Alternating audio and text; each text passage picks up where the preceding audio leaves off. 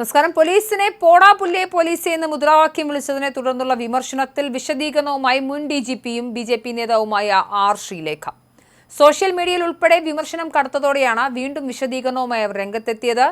സേനയിലിരുന്നപ്പോഴും തെറ്റുകൾ ചെയ്തു കൂട്ടുന്ന പോലീസ് ഉദ്യോഗസ്ഥരുടെ മുഖത്തു നോക്കി പലപ്പോഴും പോടാ പുല്ലേ എന്ന് വിളിച്ചിട്ടുണ്ട് എന്നാണ് ശ്രീലേഖ ഫേസ്ബുക്കിൽ കുറിച്ചത്. ഗുരുതര തെറ്റുകൾ, അഴിമതി എന്നിവ ചെയ്ത പല പോലീസുകാരെയും സർവീസിൽ നിന്നും സസ്പെൻഡ് ചെയ്തിട്ടുണ്ട്. ചിലരെ ഡിസ്മിസ് ചെയ്തിട്ടുണ്ട്.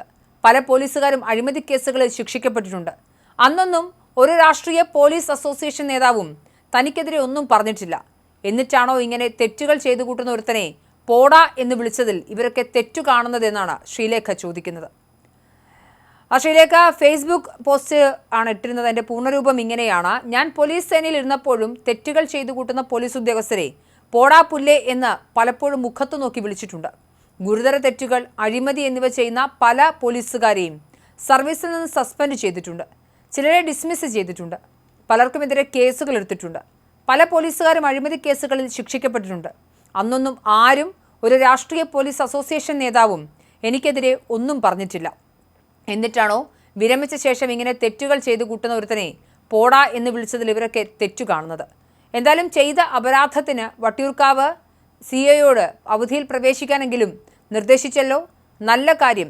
DGPക്കും പോലീസ് കമ്മീഷണർക്കും നന്ദി എന്നാണ് പോസ്റ്റിലുള്ളത്. നേരത്തെ വട്ടിയൂർക്കാവ് പോലീസ് സ്റ്റേഷന് മുന്നിൽ മഹിളാ മോർച്ച പ്രവർത്തകരുടെ പ്രതിഷേധത്തിന് നേതൃത്വം നൽകവെയാണ് പോലീസിനെതിരെ ആർ ശ്രീലേഖ മുദ്രാവാക്യം വിളിച്ചത്. പോടാ പുല്ലേ പോലീസെ, കാക്കിയിട്ടൊരു ഗുണ്ടകളെ, കാക്കിയിട്ട തെമ്മാടികളെ, കാക്കിയിട്ടൊരു ഗുണ്ടകളെ, പിണറായിയുടെ തെമ്മാടികളെ, ഞങ്ങളിലൊന്നിനെ തൊട്ടെന്നാൽ ഇവിടെ ഒരു പുല്ലും നടക്കൂല.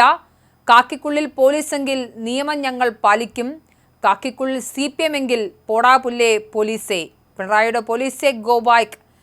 ഇങ്ങനെ വലിയ ദീർഘമായ മുദ്രാവാക്യമായിരുന്നു. അങ്ങനെ നീളുന്നു പോലീസിനെതിരെയുള്ള ശ്രീലേഖയുടെ മുദ്രാവാക്യം വിളി. അന്ന് ജലപീരങ്കിയും പോലീസ് ബാരിക്കേഡ് തകർക്കലും തുടങ്ങി പോലീസുമായുള്ള ഉന്തും തള്ളലും വരെ എത്തിയിരുന്നു. ഒടുവിൽ മഴ നനഞ്ഞ് മുദ്രാവാക്യം വിളിച്ച ശ്രീലേഖയെ പ്രവർത്തകർ തന്നെ പിന്നിലേക്ക് മാറ്റുകയായിരുന്നു. നെട്ടയത്തുണ്ടായ BJP CPM സംഘർഷത്തിൽ അറസ്റ്റിലായ BJP പ്രവർത്തകരെ മർദ്ദിച്ച പോലീസ് ഉദ്യോഗസ്ഥർക്കെതിരെ നടപടി വേണമെന്നായിരുന്നു ശ്രീലേഖയുടെ ആവശ്യം. പോലീസ് നടപടി വൈകിയാൽ താൻ നേരിട്ട് വന്ന് പ്രതിഷേധിക്കുമെന്നും ധർണയിരിക്കുമെന്നും ശ്രീലേഖ തിരുവനന്തപുരം പോലീസ് കമ്മീഷണറെയും DGPയെയും അറിയിച്ചിരുന്നു. താൻ ഇപ്പോഴും പോലീസിന്റെ നന്മയിൽ വിശ്വസിക്കുന്നുവെന്നും അക്രമം തെരഞ്ഞെടുപ്പ് കാലത്തെ പോലീസിന്റെ അധപ്പതനമാണെന്നും അവർ വിമർശിച്ചിരുന്നു. പിന്നാലെയാണ് പ്രതിഷേധവും വട്ടിയൂർക്കാവ് പോലീസ് സ്റ്റേഷൻ മാർച്ചും നടത്തിയത്. കേരള പോലീസിന്റെ ചരിത്രത്തിൽ ആദ്യത്തെ വനിതാ DGP ആയിരുന്നു ആർ ശ്രീലേഖ. വിരമിച്ച ശേഷം രാഷ്ട്രീയത്തിലിറങ്ങി പഴയ സഹപ്രവർത്തകർക്കെതിരെ തന്നെ തെരുവിൽ മുദ്രാവാക്യം വിളിച്ചത് പോലീസ് സേനയിൽ പ്രതിഷേധത്തിന് ഇടയാക്കിയിരുന്നു. മാത്രമല്ല അതൊരു കൗതുകമുണർത്തുന്ന വാർത്തയും കൂടിയായിരുന്നു.